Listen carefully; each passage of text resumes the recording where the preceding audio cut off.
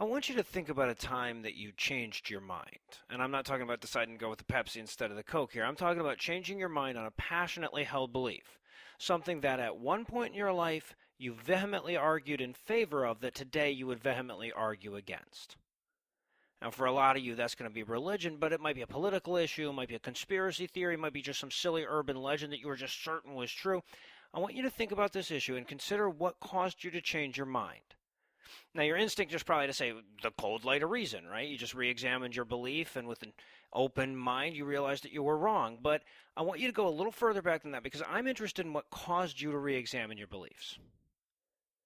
And I can think of at least 3 such times myself. I was once embarrassingly vociferous about the fact that the government was behind 9/11. Yes, I'm sorry. I once believed that tarot cards had mystical powers. I know, I've talked about that one before. And having been raised by 2 conservative parents in the reddest part of one of the reddest states, I once believed unquestioningly that abortion was baby murder. Now, that's not an exhaustive list, of course. If I go far enough back, I might also add that I was certain I was one day going to be a rock star or that Optimus Prime could beat up Voltron. But for the moment, we're just going to stick with those first 3. Now, in all 3 of those instances, I was eventually prompted to reconsider my position, and in all 3 cases, I ultimately changed my view. And in not one of those cases was the impetus for the change a rational conversation. It was not a calm voice that understood my position, took it seriously, respected it, and politely argued against it. I met plenty of those people, mind you, but generally I chewed them up and spit them out. No, in every single instance I can recall where I radically shifted my position on a subject, it was because of the exact opposite. It was because people said my positions were stupid. It was because people insulted them, ridiculed them, refused to take them seriously. When I saw so many smart people dismissing my opinion, I had to question them. Now, I bring this up because there's a popular appeal to the psychological literature in the atheist movement that says people don't change their mind when you're mean to them. They change their mind when you're rational and reasonable. To justify this, they'll point to the psych research that says that when you insult people's beliefs, they calcify. They find a way to dismiss you personally. They reject what you're saying. They don't retain as much. They put on their blinders and ignore every counterpoint that you offer. Hell, I've had at least 2 guests on this show make that exact point, and they're damn convincing. After all, we're all rationalists here, right? We're all scientifically minded, and the science is on their side, right? I can't reject a scientific consensus just because my anecdotal experience contradicts it, right? The problem, with all due respect to those who espouse that belief, is that they're wrong. That's not what the psychological research says. Well, it is what the psychological research says, but there's other research that renders that almost irrelevant. Because sure, calmly explaining your opinion is more effective than telling someone their opinion is stupid, but neither of those things is particularly effective. Now let's go back to the beginning, that opinion of yours that you changed, the one I asked you to think of earlier. I'm going to make a guess here. I'm going to guess that the thing that you thought of that you used to argue for and now you argue against, that opinion shifted when you changed the group of people you were hanging around. Am I right?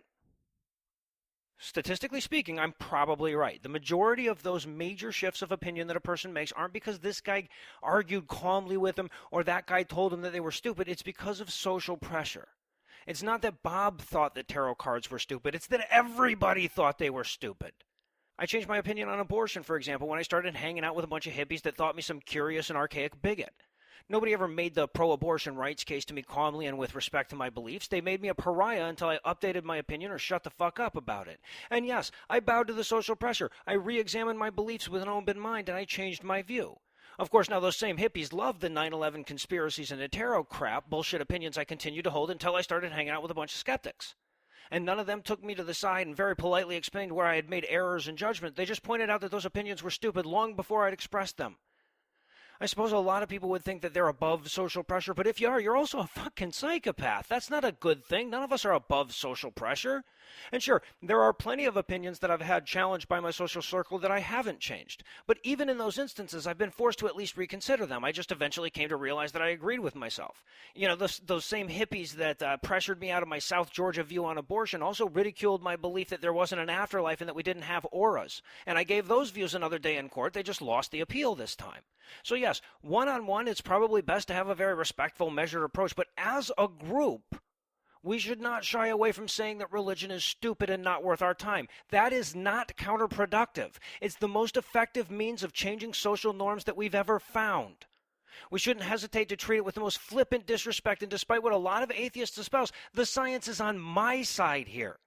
You don't need a majority to make this work. When all the facts are on your side, you just need a large enough group to make some noise. As often as we talk about people's mistrust of science, it's still the most trusted institution in the country. Our group is the one that keeps making smartphones and launching satellites and taking ever less disappointing pictures of Pluto. Look, I'm not saying that the nice atheists have to stop being nice. You can't exactly change mom's social circle. So in a lot of instances, especially these one-on-one conversations, that's the best approach. But when they say that the psychological evidence is on their side, they're simply wrong when we're talking about groups. According to the science, we would move more people faster if we just wrote their beliefs off as too silly to seriously consider and treated religion the same way that we treat racism or homophobia or cigarettes. And it's important to keep in mind that this is an advantage that only our side has. The social pressure only gets you to re-examine your beliefs. To get to the part where people actually change their minds, you have to also be right. And we are. Every single measurable fact, every discovery in the history of science, every known datum is on our side. We should really be taking full advantage of that, shouldn't we?